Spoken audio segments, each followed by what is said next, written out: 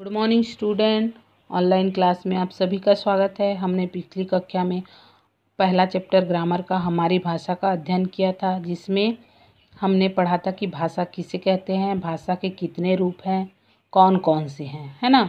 और भाषा अलग अलग राज्यों में कौन कौन सी भाषाएं बोली जाती है उसको भी पढ़ा। तो आज हम लोग पढ़ेंगे लिपि।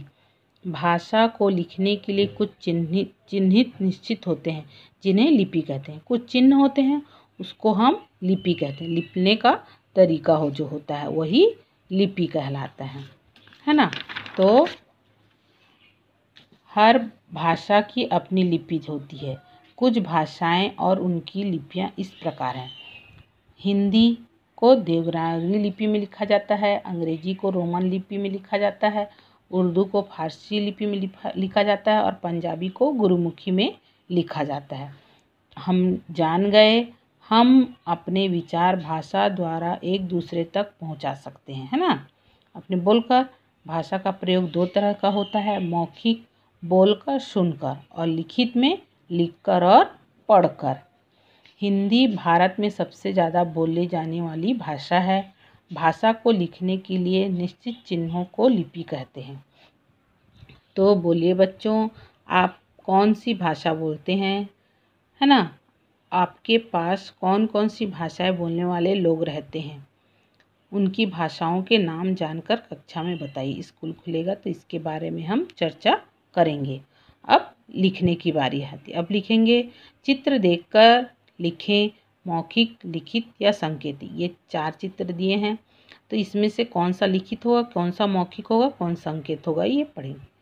तो एक लड़की जो है लिख रही है तो होगा लिखित, और एक लड़का रेडियो सुन रहा होगा तो मौखिक, और ट्रैफिक सिग्नल में जो चिन्ह होता है वो कहलाएगा संकेतिक या संकेत, और एक लड़का गाना गा रहा है तो वो होगा मौखिक। अब आते हैं सेकंड नंबर। जिन कामों के लिए भाषा का प्रयोग जरूरी है उस पर टिक लगाइए। तो यहाँ पर 2 बच्चे क्रिकेट खेल रहे हैं और एक सब्जी वाला सब्जी बेच रहा है और एक लड़की जो है सो रही है। तो इसमें किस में भाषा का प्रयोग होगा, तो ये दोनों में होगा, क्योंकि वो एक दूसरे से मांग रहे हैं। महिला आदमी को मांग रहा है और आदमी जो है महिला को दे रही है।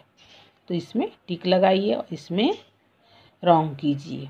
अब तीसरा नंबर आता है, समझ कर लिखिए। भाषा का बोला गया रूप मौखिक होता है, हम बोलते हैं तो वही मौखिक होगा।